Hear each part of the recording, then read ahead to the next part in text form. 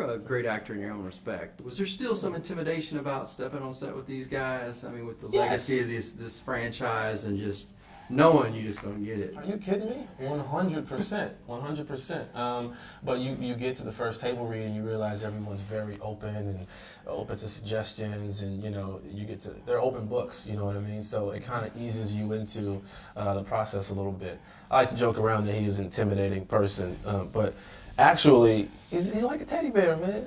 He's like a teddy bear. He's like my big brother a little bit. You talk about the table read too, because that's kind of curious, because a lot of, and maybe it just adds to how good you guys are, but it doesn't seem like it's scripted. It just seems like it's just so natural and coming up. Did you stick to the table reads once the cameras are rolling, or was there some improv thrown in there too, and everybody has some freedom to move? Man, we had a great script, but you got to give the freedom, especially in a barbershop like type of movie. You want people to be quick with it and to come and say what's on their mind. And hopefully we can, find some of those magical lines that's hidden underneath, But the scripts start off solid, very solid. If you look at the movie, I would say, 70% of it is written and about 30% is ad-lib. So we start off with a great base, and then let guys kind of find they flavor from there. Yeah. There's a lot of comedy in this, but at the same time, there's some serious undertones to this. And, the whole aspect of the barbershop and what it means to a community, which is different than, my barbershop, where it's just a bunch of old white guys watching they're watching Andy Griffith on TV. Like, that's all they do. Nobody's changing anything. But that culture and being able to bring that in, and there's I don't want to get too deep into it, but to me, what grabbed me, even on the trailer, I noticed it. 25 years ago, seeing Common walk in and you guys slap hands and embrace, that said a lot, man, about what this means to come together and look past differences. I mean, how does that feel for you to come this way? I mean, would you have thought 25 years ago you guys would be making like this? Not at all. It was a issue between us years ago, and it's so cool to get past that. We talked about this years ago, made up years ago, but sometimes it's still a little animosity there, but it was none with me and Common. We just truly moved on, and to get a chance to work with him in a movie, he's been kind of cutting his teeth in Hollywood for a few years, and now to me he's leading man material, and it's good to see this guy come up in this industry, do it right. And he's a good guy, he's a good dude, and we become real close doing this movie. You guys shot in Atlanta? Yeah. Yeah, what was the basis for doing it there, even though it's kind of about, a different part of the tax credit. The tax credit. Bottom line, in Atlanta, they give us a nice tax credit where we can actually make the movie feel bigger. We usually go there to stretch our budget, so you can make a $20 million movie look like a $24 million movie and actually add more value onto the screen. So it worked out well, and you would never know we were there when you watch the movie, because it feel like Southside Chicago. Yeah.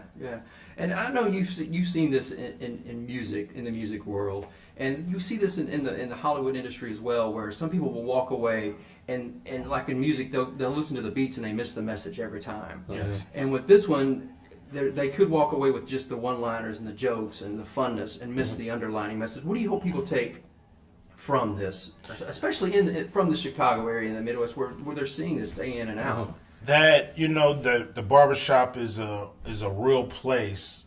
It's like a social club in a way.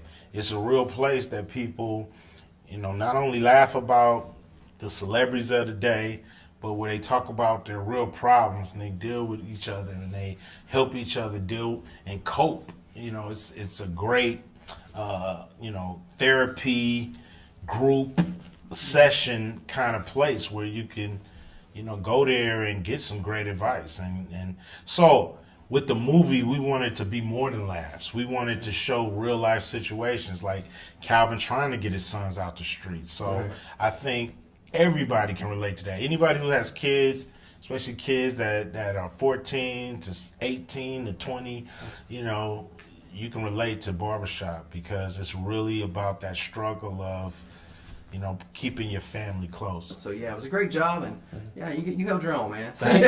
Thank you. I appreciate y'all's time today. No problem, man. Good to see Yeah, you. Thanks, man. Great Appreciate it. Thank you. Congratulations on a great franchise. Thank you, man. Appreciate that.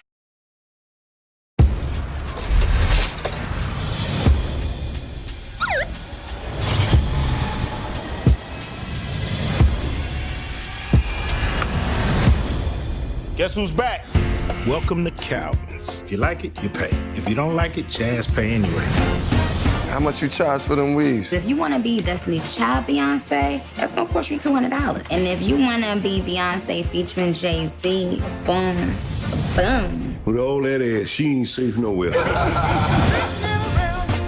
In every neighborhood, there's a place folks get together to talk about their dreams, to share their frustrations, and maybe even tell a joke or two. Excuse me, but I don't like to get involved in petty arguments. Yeah, you do. That's primarily what you do. Yeah, that's pretty much all you do.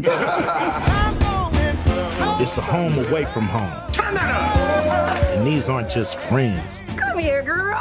They're family. Check her out. Oh, there is a guy. Send me that. The only man that you could trust is the one up above. Each one of y'all want a super thug that's got 3 degrees from Harvard. Meanwhile, you pass up corny dudes like Gerard every day. Don't no woman want no moist Duncan Hines ass dude like Gerard. Guys, I'm standing right here. I can hear you. Hey, shooting out there. I don't want to tie your virgin. Stop playing, get down! Oh, hell, it'll take me too long to get back up. I don't even recognize the neighborhood no more.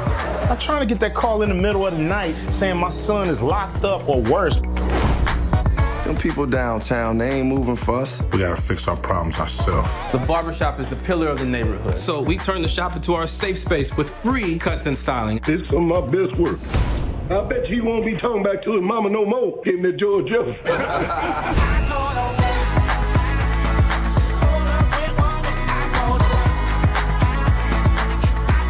We'll never give up. Your father will be proud of everything that's going on here. Hashtag barbershop saves the neighborhood is trending on Twitter. Can I get a selfie with you? What them white girls want? They lost? Did you tell them they was awesome? White people love when you go, awesome.